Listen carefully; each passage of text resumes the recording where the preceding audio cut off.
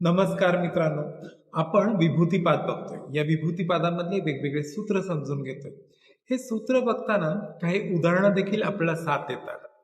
आपण आज 37वं सूत्र बघायचंय. मात्र हे 37वं सूत्र बघण्यासाठी आपल्याला पुन्हा थोडंसं मागे जावं लागेल. आपण सूत्र नंबर 35 मध्ये हे बघितलं, की व्यक्तीचं बुद्धी आणि मन आणि पुरुष या दोन गोष्टी कशा एकमेकांपेक्षा वेगळ्या असतात. यांना जेव्हा व्यक्ती एकसारख्या गोष्टी समजू लागतो, तेव्हा तिथेच तो सुख-दुःखाचे भोग भोगतो. या भोगांपासून जर दूर राहायचं असेल आणि सिद्धी प्राप्त करायची असतील किंवा पुरुष याचं व्यवस्थित ज्ञान व्हायचं असेल, तर या भोगांपासून दूर म्हणजेच पुरुष आणि बुद्धी या दोन वेगळ्या संकल्पना आहेत, हे लक्षात घेतलं पाहिजे. आपण पुरुषाचं जेव्हा ज्ञान घेतो, तेव्हा आपल्याला षडसिद्धी प्राप्त होतात. या षडसिद्धी म्हणजेच त्याला प्रातिज्ञानाची प्राप्त होते. त्याला दिव्य असं ऐकू येतं, त्याला दिव्य दृष्टी प्राप्त होते. तो दिव्य असा सुगंध घेऊ शकतो. त्याला चव देखील दिव्य अशी प्राप्त होते आणि स्पर्श हा देखील दिव्य जाणीवेने त्याला प्राप्त होतो.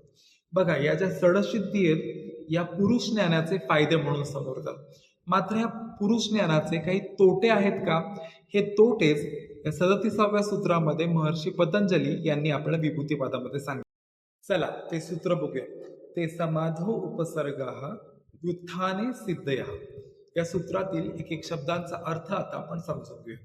ते म्हणजेच यापूर्वी ज्या आपण षडसिद्धी बघितल्या त्या सर्व षडसिद्धी. समाधो उपसर्ग म्हणजे आपली जी समाधीची स्थिती आहे किंवा आपली जी अंतिम ध्येयाची स्थिती आहे, त्याच्यामध्ये उपसर्ग उपसर्ग म्हणजेच काय, तर अडथळे. मात्र व्युत्थाने सिद्धया, व्युत्थान म्हणजे काय, तर आपण जेव्हा संसारिक जीवन जगतोय, आपण जेव्हा व्यावहारिक जीवन जगतोय, त्यामध्ये या सिद्धया म्हणजे त्यामध्ये या काही सिद्धीच्या गोष्टी म्हणून आपल्या समोर येतात. आपण एकंदरीत जेव्हा हे सूत्र बघतोय, तेव्हा षडसिद्धी म्हणजेच पुरुष ज्ञानाची प्राप्त झाल्यावरती ज्या षडसिद्धी योगी पुरुषाला प्राप्त होतात, त्या व्यावहारिक जीवनात मात्र सिद्धीची कामं करतात. मात्र समाधीच्या कामामध्ये, समाधीच्या मार्गामध्ये अडथळे म्हणून पुढे येतात. हे छान एका उदाहरणाद्वारे लक्षात घेऊ. जेव्हा हे सिद्धी पुरुष सामान्य माणसांच्या समोर येतात, तेव्हा सामान्य माणसांना हे काहीसे चमत्कारी वाटू लागतात. आपल्या भविष्यात काय घडणार आहे हे भविष्य त्यांच्याकडून जाणून घेण्याची ते उत्सुकता दाखवतात.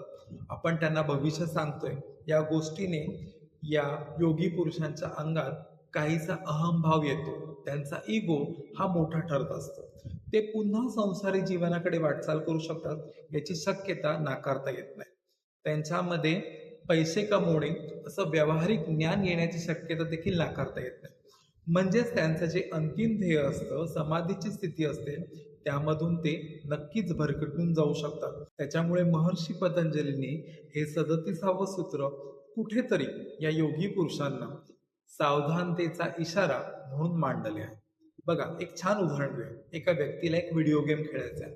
त्या व्हिडिओ गेमचं अंतिम ध्येय असं आहे, की अंतिम ध्येयामध्ये आपल्याला एका राक्षसाला मात द्यायचा आहे. मात्र हे सर्व करत असताना आपल्याला प्रत्येक स्टेजवरती काही टाइम लिमिट दिलं आहे.